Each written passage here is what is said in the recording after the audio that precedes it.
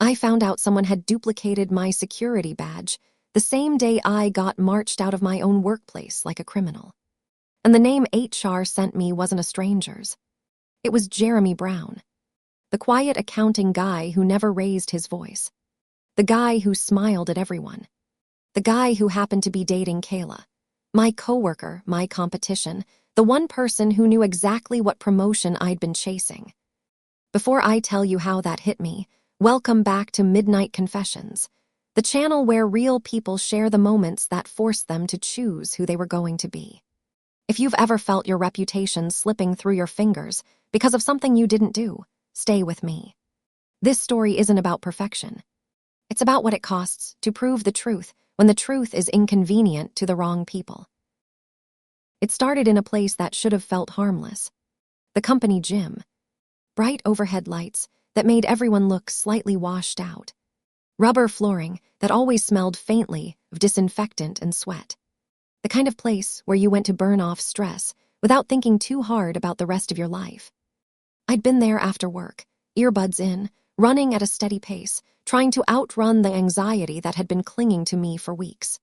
I was up for a promotion, nothing glamorous, but enough to change my life in the practical ways that matter. Better title, better pay, more say in projects, more distance from the kind of petty politics that turned adults into high schoolers with Outlook calendars. I told only a few people, not because I was hiding it, but because I didn't want to invite opinions. I didn't want the well-meaning warnings. I didn't want the competitive smiles. Madison knew. Madison always knew. She'd been my friend since college, the kind of friend who would show up with soup when you were sick, but also tell you bluntly when you were being naive. We'd started working at the same company by coincidence and stayed close by choice. She was the one who dragged me to the gym when I was spiraling and said, "Move your body and your brain will follow." That day, she was in the locker room when it happened. I remember the cold sting of the metal bench on the back of my thighs as I sat down to untie my shoes. My face was flushed from running, hair stuck to my temples. The sounds around us were normal. Lockers slamming, water running in the showers, someone laughing too loudly at a joke I didn't hear. Madison was peeling off her sweaty tank top and stuffing it into her gym bag, talking about something stupid someone had posted in the team chat. It was so ordinary, so safe. Then the door to the locker room opened again, and the air shifted. 2 security guards stood there. Not the friendly, nod and smile kind. These men looked like they'd been briefed to expect a problem. Their eyes moved over the room like they were searching for a specific person. One of them said my name, Victoria Gonzalez. It landed wrong. My stomach tightened like a fist. I looked up confused and said, "Yeah, that's me." "Ma'am, we need you to come with us." Madison's head snapped toward them. "What, why?" The guard didn't answer her. His eyes stayed on me. "There's an issue with your access. We need you to leave the premises."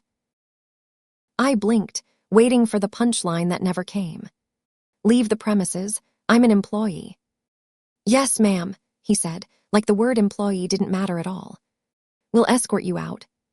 My heart started beating hard enough that I could feel it in my throat. Is this a mistake? My badge works, I was just... We reviewed footage, the other guard cut in. "You accessed areas you were not authorized to enter." My mouth went dry. "No, I didn't."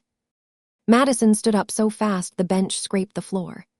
"She's been with me. She hasn't gone anywhere except the treadmills and the locker room." The first guard looked at Madison like she was background noise. "Ma'am, please gather your belongings." I stood there with one shoe still half-laced, feeling like I'd slipped into an alternate reality where people could just declare you guilty, and the world rearranged itself around that declaration. "Can I talk to HR?" I asked, trying to keep my voice steady. "Can I talk to my manager?" "You can contact HR once you're off-site," he said. Off-site. Like I was a threat. Like I was radioactive. I stood up slowly, hands shaking just enough to make it hard to zip my gym bag. Madison hovered close to me, her eyes darting between my face and the guards, her anger already rising like a tide. As they walked us through the gym floor, I could feel people staring. Not everyone, but enough. And there's a specific kind of humiliation in knowing you're being watched, not as a person, but as a problem. One woman I vaguely recognized from another department paused mid-stretch and stared openly. A guy at the dumbbells stopped his set, eyebrows lifted. Nobody said anything. Nobody stepped in. Nobody asked if I was okay. They just watched. Security swiped the door for us. The badge reader beeped. The guard didn't hand me my dignity back with the sound. Outside, the evening air hit my face cold and sharp. I stood on the sidewalk, blinking at the parking lot lights like they were too bright. Madison's jaw was clenched so tightly I thought her teeth might crack. "What the hell was that?" she demanded. I tried to laugh, like if I laughed it would be smaller. "I don't know. You didn't even get a chance to explain." "I tried," I said, and my voice did something ugly at the end like it wanted to break. Madison grabbed my shoulders and turned me toward her. "Okay, breathe. We're going to figure this out. You didn't do anything." "I didn't," I said, but it came out sounding like a question. That's how fast doubt can creep in when authority points at you. We sat in her car for a minute, doors closed, both of us staring straight ahead. The inside of the car smelled like her peppermint gum and the vanilla air freshener she always bought. Normally, it would have been comforting. That night, it felt like a thin barrier between me and the rest of the world. "My badge," I said finally. They said access violation. Maybe my badge malfunctioned, like a glitch. Madison snorted. "A glitch doesn't create security footage of you going somewhere you didn't go." I turned to her, the implication landing heavy. "You think someone did something?" "I think," she said carefully, "that companies don't escort people out of buildings over glitches unless they're trying to cover their own asses, or unless someone wants you gone." I stared at her. "Who would want me gone?" Madison's eyes narrowed slightly. "You've been doing well. You've been visible. You've been talking about that promotion." My stomach twisted. I didn't want to say the name that floated immediately to the surface of my mind. Saying it would make it real. Saying it would make me the kind of person who suspected other people. But Madison said it anyway, softer than I expected. "Kayla." Kayla Whitmore worked 2 rows over from me. Same level. Same track. Same kind of ambition that came packaged in friendly smiles.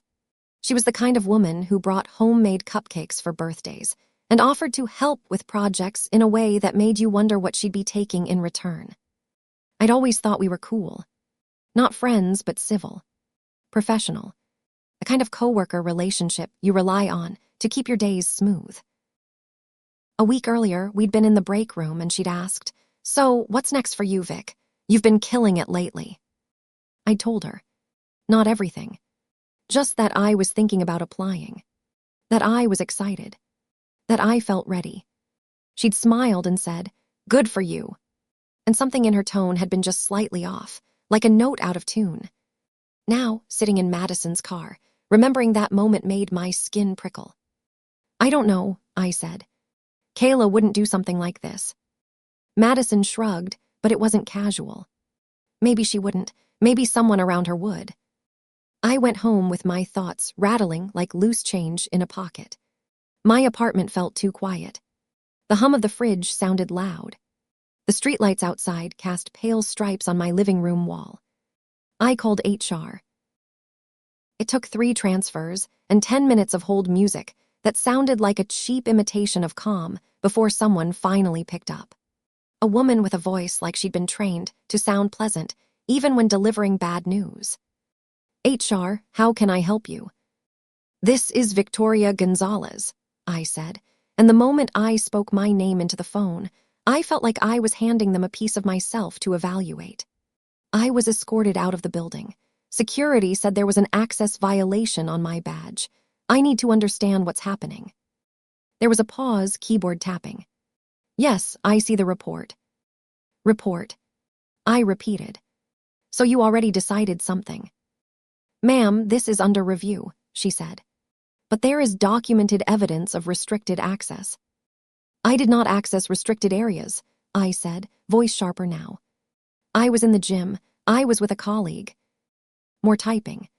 Another pause. Okay, she said slowly. There's an inconsistency here. What does that mean? It looks like there may be an issue with your badge ID, she said. There's an entry that doesn't match your profile. My fingers tightened around the phone. Explain it. Her tone shifted from scripted to cautious. It appears your badge ID may have been duplicated. For a second, I couldn't speak. The word duplicated hung in the air like smoke. You mean someone copied my badge? I finally managed. Yes, she said. We will investigate, but this is considered a serious security concern. My pulse pounded in my ears. So I'm being punished for someone else's crime. Ma'am, you are not being punished, she said, and her voice became more careful, more corporate. You are temporarily restricted from the premises while we conduct an investigation. Temporarily restricted. Like I was a suspicious package. I ended the call without feeling any better. If anything, I felt worse. Because a glitch was one thing. A duplicate was deliberate. I didn't even notice I was standing until I realized I'd walked into my hallway. My feet carried me across the hall to Madison's apartment like my body didn't trust being alone. I banged on her door. She opened it looking startled, hair pulled up in a messy bun, already in sweatpants. Vic. They duplicated my badge, I said, words rushing out like they'd been waiting behind my teeth. HR said it's duplicated. Someone is messing with me. Madison's face hardened instantly. Okay, that's not a mistake, that's a plan. I stepped inside, and her apartment felt warmer than mine. Her kitchen smelled like garlic because she'd been cooking. Normal life. A life where people didn't get escorted out of buildings. I sank onto her couch. What do I do? Madison sat across from me, leaning forward. We find out who did it. HR will have logs. IT will have logs. Someone had to request access. Someone had to create that duplicate. I nodded, but my brain felt foggy. But if someone wanted to set me up, why? Madison's eyes stayed on mine. Power, fear, jealousy, whatever. People do weird things when they think you're about to get something they want. The promotion. The word pulsed in my head. I tried to picture Kayla doing this and couldn't quite make it fit. Kayla was polished. Kayla played the long game. This was messy. Criminal.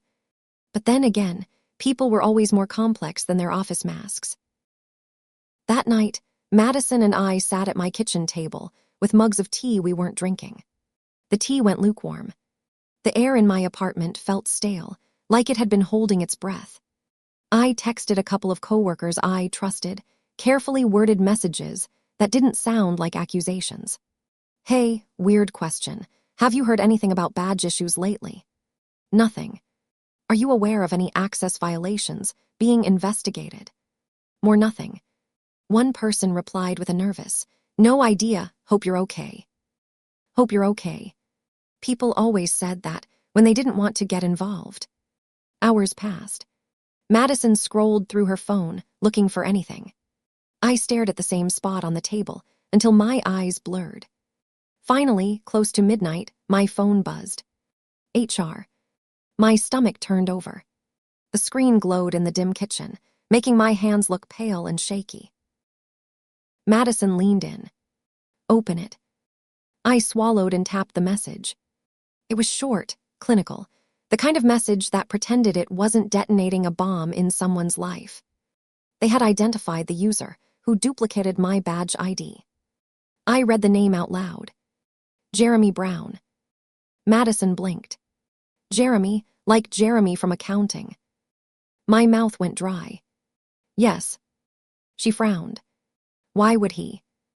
Then it hit us both at the same time, like a door slamming. Isn't he Kayla's boyfriend? I whispered. Madison's eyes widened. Yeah, he is. The kitchen felt suddenly smaller. The air felt heavy. Jeremy Brown. The soft-spoken guy who always offered to help with expense reports. The guy who brought donuts on Fridays. The guy whose LinkedIn photo looked like a stock image of reliability. And he duplicated my badge. My mind scrambled to make it make sense. Maybe he'd been hacked. Maybe someone used his credentials. But HR had said duplicated by. That sounded direct. I stood up so abruptly my chair scraped the floor. I need to confront them. Madison stood too, immediately. Not alone. I paced the kitchen, hands in my hair, pulling it back like I could physically hold my thoughts in place. If I go in accusing them, they'll deny it. Then don't go in accusing, Madison said. Go in asking, calm, professional, like you're giving them space to make a mistake. People talk when they think you're not a threat. I stopped pacing and stared at her. Madison always had that edge, sharp, strategic. I'd always admired it in her. How do we do this? I asked. Madison picked up her phone. First, we get more info. Tomorrow, call HR again. Ask for the specific timestamps. Ask for what areas were accessed. Ask for how long the duplicate existed. The more details you have, the harder it is for them to twist it. And what about Jeremy? I asked. Madison's expression tightened. We find a way to talk to him where he can't hide behind emails. In person. Somewhere public enough he won't get aggressive, private enough he'll talk. My heart hammered. The idea of confronting Jeremy felt surreal. Jeremy didn't fit the villain role. But villains never did in real life. In real life, they smiled at you in the hallway. The next morning, I woke up exhausted, like I'd been running all night. My eyes felt gritty. My stomach felt hollow. I stared at my ceiling for a long time, listening to the faint sounds of my neighbors moving through their routines. Showers, coffee, footsteps. It felt unfair that the world kept spinning normally while my life was being dismantled. I called HR again. This time, I insisted on specifics. I didn't raise my voice, but I didn't soften my words either. I said, I need to understand exactly what is being attributed to me and what the investigation has found so far. The HR representative, different person, same cautious tone, told me they couldn't share everything. Company policy. Ongoing investigation. I said, my employment and reputation are at stake. I need enough information to defend myself. That got me a little more. Not everything, but enough to build a timeline. The duplicate badge had been used late at night, outside my normal work hours.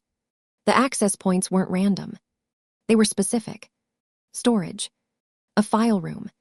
A secure office area that held project documentation. Someone wasn't just trying to get me in trouble. They were trying to tie me to something valuable. What was taken? I asked. There was a pause. We can't confirm that anything was removed at this time. Can't confirm. Not didn't happen. Just can't confirm. I hung up and felt cold. If something had been stolen, and my badge was the one used, this could go beyond losing my job. It could become legal. Police. Charges. A record. My life defined by one accusation. Madison came over again, hair still damp from a shower, face already set like she was going into battle. We need to talk to Jeremy today, she said. I nodded, throat tight. Where? There's a coffee place near his building, Madison said. He goes there sometimes at lunch. I've seen him. The idea of stalking his routine felt wrong, but the situation was already wrong. My instinct for politeness had gotten me nothing so far except escorted out humiliation. We went around noon. I wore jeans and a sweater, trying to look normal, trying not to look like someone who was about to beg for her own innocence. Madison wore a jacket and an expression that said she was daring the world to try her. The coffee shop was busy but not loud. Soft music. Conversations murmuring. The smell of espresso and sugar. People tapping on laptops, pretending their deadlines mattered more than anything else. We sat at a table near the window. Madison watched the door. I stared at my hands. Every time someone walked in, my heart jumped. Then he came in. Jeremy Brown. Button-down shirt, sleeves rolled, messenger bag slung over one shoulder. He looked tired in a way that made him seem human, not villainous. He scanned the room and smiled at the barista, like he belonged there. Madison's hand touched my wrist. That's him. My throat tightened. Okay.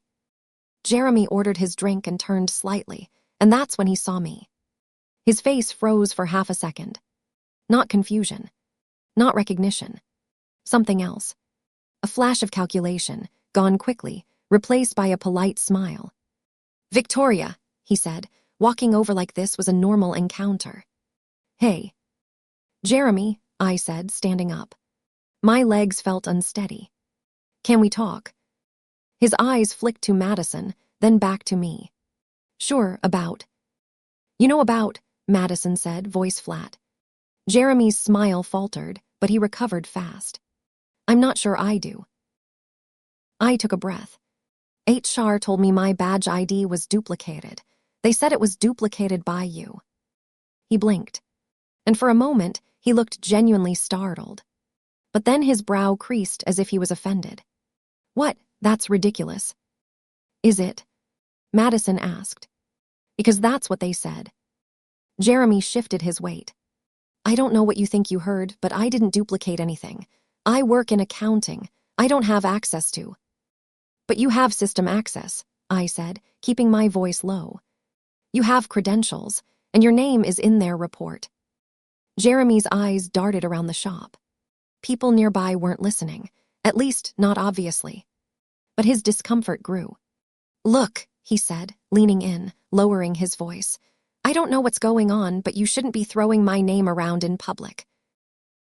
The audacity of it made my hands tremble. Public, I was marched out of my job, people watched. My name is being thrown around plenty. Jeremy's jaw tightened. If HR said that, then they're mistaken. Madison leaned forward. Then clear it up, help her. You date Kayla, right? You know what this could do to her. That did it. The mention of Kayla changed something in his face, like a muscle tightened near his eye. He said, Kayla has nothing to do with this. I watched him carefully. So why would HR say it was you? Jeremy shook his head, but it wasn't convincing. I don't know. Maybe someone used my login, maybe. Maybe you did it, Madison cut in. Maybe you thought you could. Maybe you thought she'd get the promotion. Jeremy's eyes flashed, anger breaking through his calm mask. You don't know anything. There it was. The crack. I forced my voice to stay steady. I'm giving you a chance to talk before I take this to legal, because I will. I will protect myself. Jeremy stared at me for a long moment. His throat bobbed like he swallowed something sour. Then he leaned closer, so close I could smell coffee on his breath. His voice dropped to a whisper. You should just let HR do their job, he said. You don't want to make this bigger than it has to be. A chill ran down my spine. It wasn't advice. It was a warning. Madison's eyes narrowed. That sounded like a threat. Jeremy straightened, smoothing his shirt like he was resetting his persona. It's not a threat, it's practical. I stared at him. Tell me the truth. Did you duplicate my badge? His lips pressed together. He hesitated just long enough to answer the real question without words. Then he said, I have to go. He picked up his drink and walked out. I stood there, heart pounding, humiliation and rage colliding in my chest. My hands felt numb. Madison exhaled sharply. Okay. That was nothing, I said, though my voice didn't believe it. That was everything, Madison replied. He didn't deny it like an innocent person. He warned you. On the walk back to the car, I felt like I was floating outside myself. The sun was bright, people were laughing on the sidewalks, and I wanted to grab someone and say, do you know how fragile your life is? Do you know how fast it can be rewritten?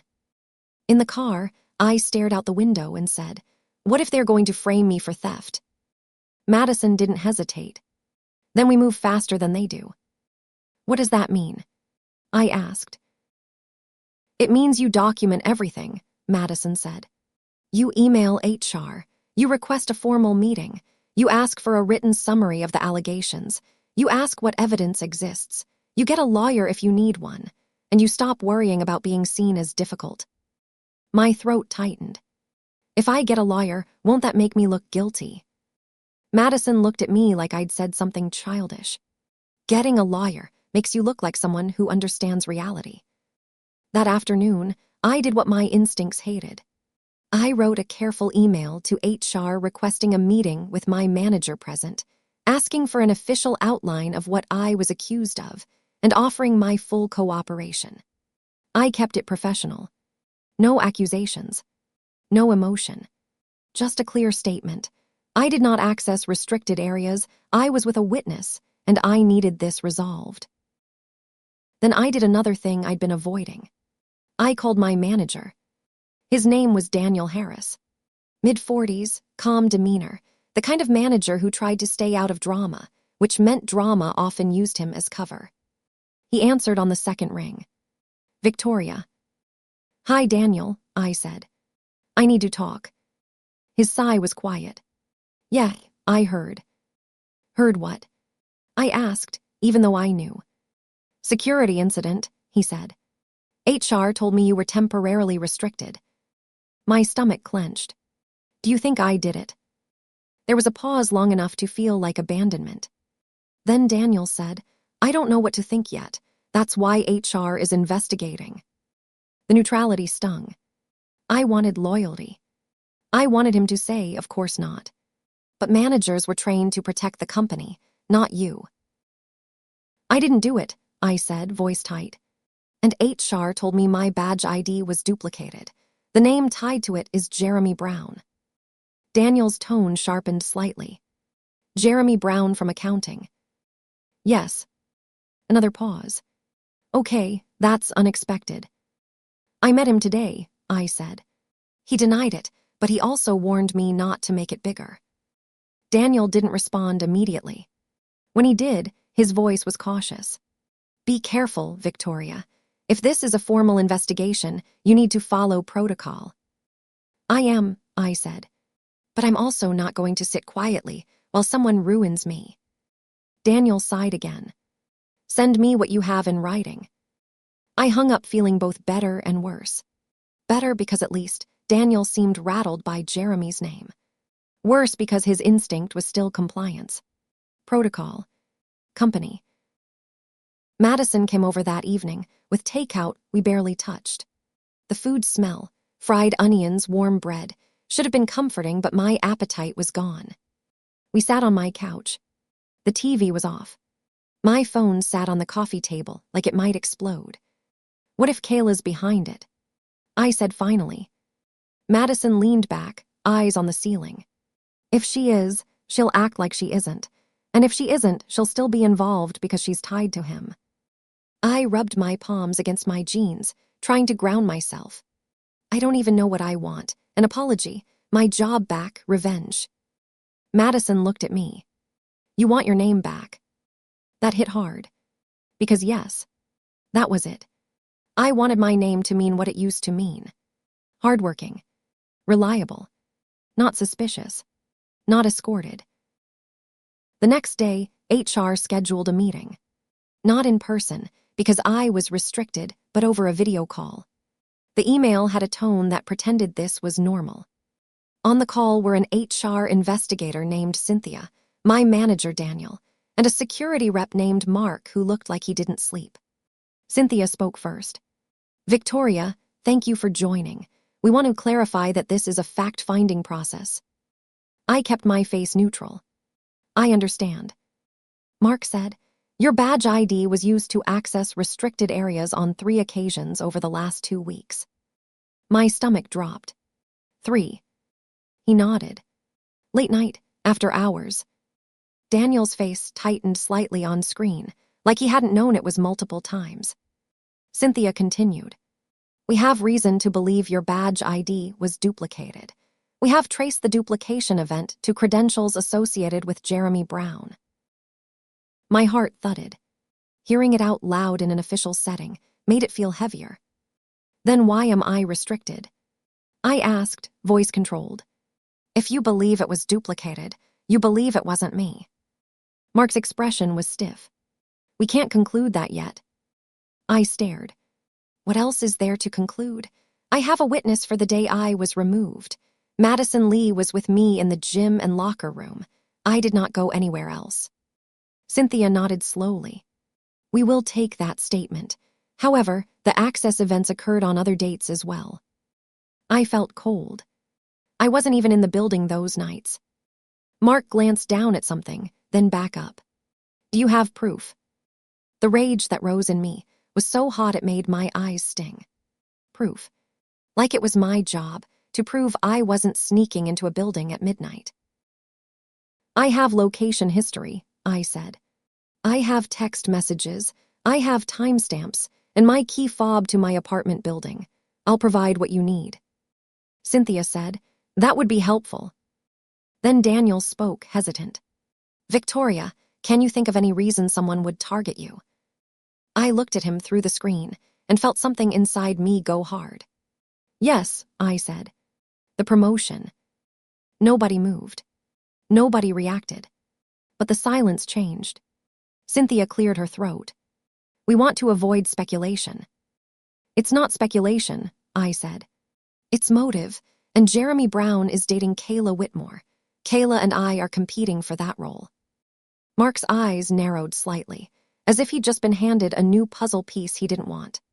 Cynthia said, we will note the relationship. At this time, we need to focus on facts. Here's a fact, I said, and my voice shook despite my effort. I spoke to Jeremy yesterday. He told me to let HR do their job and not make it bigger. That felt like intimidation. Cynthia's expression stayed professional, but her eyes changed. Did he say that exactly? Yes, I said. And Madison was with me. Mark leaned forward slightly. Where did this conversation take place? At a coffee shop near the office, I said. Daniel looked uncomfortable, like he wished I'd just stayed quiet and obedient. Cynthia said, okay, we will follow up. The call ended with no resolution. Just more we'll follow up. More waiting. More uncertainty. After the call, I sat on my couch and stared at the blank TV screen until Madison knocked and let herself in. Well, she asked. I told her everything. The 3 late-night entries. The question about proof. The way Daniel had hesitated. The way Mark had looked like he didn't want this problem to grow. Madison listened, arms crossed, face tight. When I finished, she said, they're treating you like the easiest scapegoat. I nodded slowly. Because I'm available, because I'm not powerful. Madison walked to my kitchen and grabbed 2 glasses, filled them with water like we were preparing for a marathon. Then stop being easy, she said. I took the water and drank, throat still tight. How? By making noise, Madison said. Not messy noise, strategic noise. She pulled out her phone.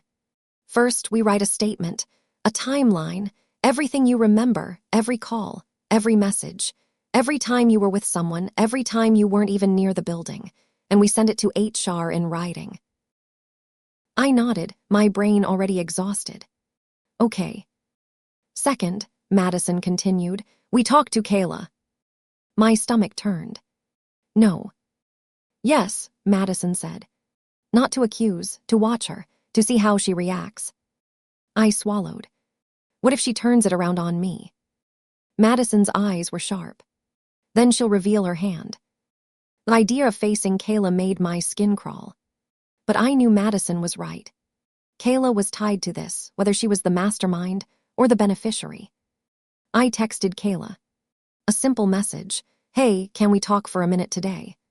Something serious is going on, and I could use clarity. She replied faster than I expected. Of course. Are you okay? That sweetness almost made me sick. We met in a public park near the office complex, because I couldn't go inside and I didn't want to meet at my apartment. It was late afternoon, the air crisp. Leaves skittered across the pavement in little bursts. People walked dogs. Kids shouted somewhere near a playground. Kayla arrived looking perfectly put together, hair styled, coat fitted, makeup subtle but deliberate. She walked toward me with concern painted on her face, like it was part of her outfit. Victoria, she said, touching my arm lightly. I heard something happened. I've been worried. Have you? I asked, keeping my voice level. Her eyes widened. Of course, it's awful. I studied her face. HR told me my badge ID was duplicated. Kayla's mouth parted slightly. What? That's insane. They traced the duplication to Jeremy's credentials, I said, watching her carefully. Did you know anything about that? For a fraction of a second, something flickered in her eyes. Not surprise. Not confusion. Something closer to irritation. Like I'd stepped where I shouldn't. Then her expression reset. Jeremy, no, that can't be right. Jeremy wouldn't do that. I tilted my head. You sound certain. I mean, she said quickly, Jeremy is careful, he's not, he wouldn't risk his job. But he risked mine, I said softly. Kayla's lips pressed together. Victoria, I'm sorry you're going through this, but you shouldn't drag my boyfriend into. I didn't drag him in, I said, voice sharpening. HR did, security did, the system did. His name is in their report. She inhaled, and I saw her fingers curl slightly around the strap of her purse. A tell. Did Jeremy have access to badge systems? I asked. Kayla shook her head too fast. He's in accounting. He doesn't do security. He has credentials, I said. And HR says those credentials duplicated my ID. Kayla stared at me, then looked away toward the trees, like she needed distance from the words. Maybe someone hacked him. Maybe, I said. Or maybe he did it. Her head snapped back to me. Why would he? The question sounded rehearsed, like she'd already practiced saying it. I took a breath. You're applying for the same promotion. Kayla's laugh came out brittle. So that's what this is. You think I'm behind it. I think, I said carefully, that the timing is too clean, and I think you know more than you're saying. Her cheeks flushed. That's offensive. Is it? I asked, voice low. Because my career is on fire, Kayla, and your boyfriend's name is holding the match. For a moment, Kayla's mask slipped. Her eyes hardened, and her voice dropped. You always think you deserve things, she said, quiet enough that it felt intimate. You come in, you do your work, you smile, and you act like that makes you special. The words hit like a slap. Not because they were true, but because they revealed what she'd been thinking all along. I stared at her. This isn't about deserving. This is about fraud. Kayla's jaw clenched. You don't have proof. The way she said it, so confident, made my blood run cold. I leaned in slightly. If Jeremy did this, and you're covering for him, you're involved. Kayla's eyes flicked away again, then back. Her smile returned, but it was different now. Sharper. You should be careful, she said. People who make accusations can get themselves into trouble. There it was again. That warning tone. That subtle threat wrapped in polite language. My hands trembled, but I kept my voice steady. I'm already in trouble. I'm just deciding who's coming down with me. Kayla's smile faded. You're being dramatic. No, I said, and I felt something settle in my chest, a decision hardening into place. I'm being realistic. I turned and walked away before she could say anything else. My legs felt shaky, but each step felt like reclaiming a small piece of myself. In the car, Madison waited, watching from the driver's seat. I got in and shut the door, breathing hard. Well, she asked. I stared straight ahead. She knows. Madison didn't ask how I knew. She just nodded like she'd expected it. Okay. That night, Madison and I built a file. Not a literal dramatic binder, but a digital folder with everything. Emails, call notes, message screenshots, the timeline of my whereabouts, my gym check-in data, anything that could anchor me to reality while someone else tried to rewrite it. Then I made the call I'd been afraid to make. I contacted an employment attorney. Saying the words out loud, I need legal advice, felt like crossing a line into a version of adulthood nobody warned you about. The lawyer listened, asked questions, told me to stop speaking to coworkers about details, told me to keep everything in writing, told me not to delete anything. It was both comforting and terrifying. 2 days later, HR called me back for another meeting. This time, Cynthia sounded less like she was reading a script and more like she was managing damage. "Victoria," she said, "we have new information." My heart pounded. Madison sat beside me, silent, listening. Mark, the security rep, looked grim. Daniel looked tense, like he'd finally realized this might blow back on the team. Cynthia continued. "Jeremy Brown has been placed on administrative leave pending investigation." I exhaled, shaky. "So you believe he did it?" "We believe his credentials were involved," Cynthia said carefully. "And what about me?" I asked. Mark said, "At this time, we have no evidence you personally entered the restricted areas during those after-hours access events." It took everything in me not to cry. Not because I was happy. Because the pressure of being suspected had been crushing me in ways I hadn't fully admitted. Cynthia said, "We will be lifting your temporary restriction effective tomorrow, pending issuance of a new badge ID." Tomorrow. One simple word, and suddenly the world tilted back a few degrees toward normal. But I wasn't done. What was accessed? I asked. What was taken, and why was my badge used specifically? Mark glanced at Cynthia, then said, "A secure file room and a project documentation area. We believe certain documents were photographed." Photographed. Not stolen physically. Stolen in the way that left no empty shelf. Stolen in the way that could be denied. Daniel's voice came in tight. "Do we know what documents?" Mark said, "We're still determining that." I swallowed. "And what about Kayla Whitmore?" The silence that followed was thick. Cynthia said, "Kayla is not currently under investigation." Madison's hand tightened on my knee. I kept my voice even.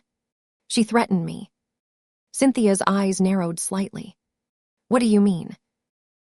"She told me to be careful," I said. "She implied that accusations could get me in trouble." Cynthia said, "Do you have that in writing?"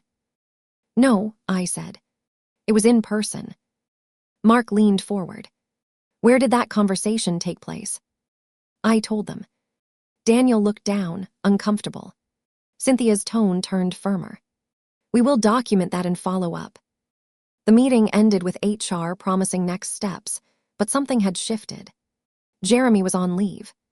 My restriction was lifted. The narrative was cracking. The next morning, I walked back into the building with a temporary badge and a stomach full of dread. The lobby felt the same, but I didn't. Every beep of a badge reader felt like a test. Every glance from a coworker felt loaded. People looked up when I walked in. Some looked away quickly. Some smiled too brightly. A few avoided eye contact entirely. The rumor machine had been feeding for days, and now it was watching to see how the story would end. When I got to my desk, there was a sticky note stuck to my monitor. "Glad you're back." No name. No signature. Just those 3 words in tidy handwriting. It should have been comforting. Instead, it felt like someone trying to smooth over a scar before it finished bleeding. Kayla wasn't at her desk. I tried to focus on my work, but my body stayed tense, braced for impact. Every email notification made my pulse jump. Around noon, Daniel asked me to step into a conference room. When I walked in, Kayla was sitting at the table. Her posture was perfect, hands folded, expression composed. Cynthia from HR was there too, along with Mark. It wasn't a friendly chat. It was a controlled environment. Kayla looked up at me, and her eyes were calm in a way that made me want to scream. Cynthia gestured to a chair. "Victoria, thank you for joining. We're conducting follow-up interviews." I sat. My palms were damp.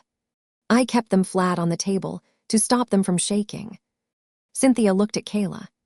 "Kayla, as discussed, we're asking you questions.